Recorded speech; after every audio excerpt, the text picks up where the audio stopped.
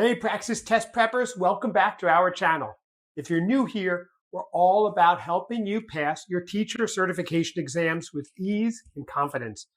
If that sounds like something you need, make sure to hit that subscribe button and ring that notification bell so you never miss out on our test prep tips and strategies.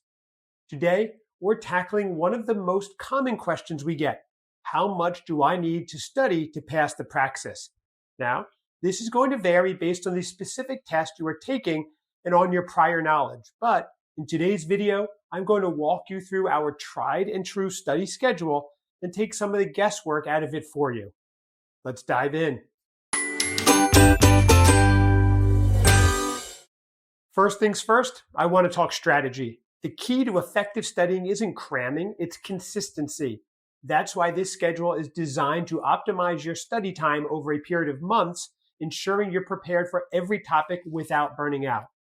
There are opportunities to shorten this approach if your schedule allows, but in general, we have found that test takers who can consistently study for 3 months before their test date do a lot better.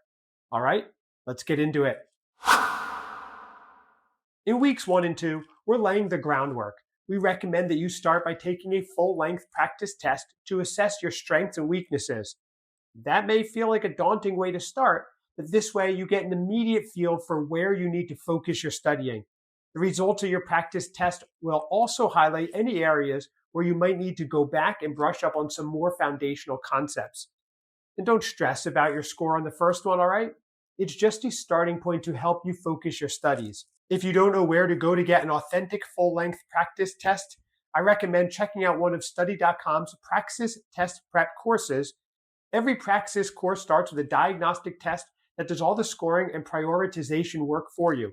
Also, all of the questions are designed to mimic the style and difficulty of questions you can expect to face on your official test day. And you can even turn on a timer to simulate the time constraints. So, by starting here, you are already getting yourself accustomed to the feeling of the real thing. Moving into week 3, it's all about deep dives.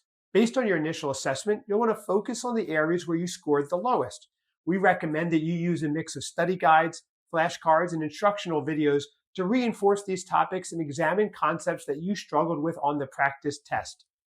Repetition is key here, so try and set aside some study time every day, even if it is for only 15 or 30 minutes. And if you start to feel burnt out, there's nothing wrong with taking a few days off to rest and recharge. Breaks are essential for maintaining focus and absorbing information. As we hit the halfway mark in week 6, you should start to integrate time practice sessions. This is where you'll be applying the knowledge that you have brushed up on in your earlier weeks, as well as beginning to simulate test conditions to build up your stamina and speed.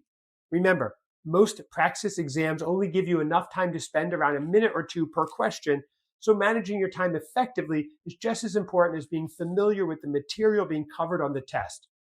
We've done an entire video on time management techniques that I will link here. But one of our biggest recommendations is to incorporate these time constraints even as you work through individual practice questions. In addition to targeted practice questions, you should also plan to take at least one additional full-length practice test to track your progress and adjust your study plan as needed. By week 9, you should start to shift into what we call the refinement phase. At this point in your studying, you should be feeling more confident in your knowledge and your ability to correctly answer practice problems. Use this time to fine-tune your understanding of complex topics and continue practicing under timed conditions. You should feel comfortable, however, tapering down your studying cadence to just a few times a week. You should also use this time to ensure that you are clear on the specific format of your Praxis exam, as well as the degree to which different topics will be covered.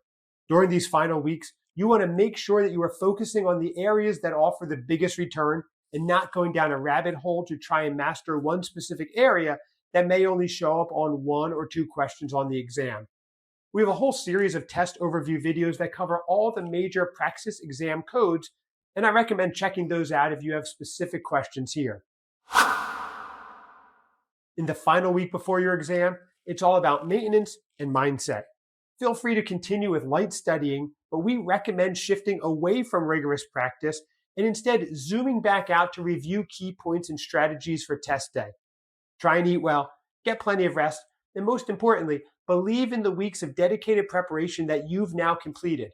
At this point, you've already put in the hard work, and now it's just about executing on test day. And there you have it, our ultimate Praxis study schedule. Remember, this is a flexible framework.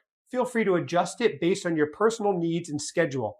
The important part is to maintain consistency and give yourself enough time for study material to sink in. You've got this, and we're here to help you every step of the way. If you're looking for more Praxis test prep tips, check out our other videos, and don't forget to head over to study.com and consider one of our comprehensive Praxis test prep courses. Users who have completed the course have a 92% pass rate, so definitely a great resource if you are still feeling a little unsure about how best to prepare. Happy studying, and we'll see you in our next video.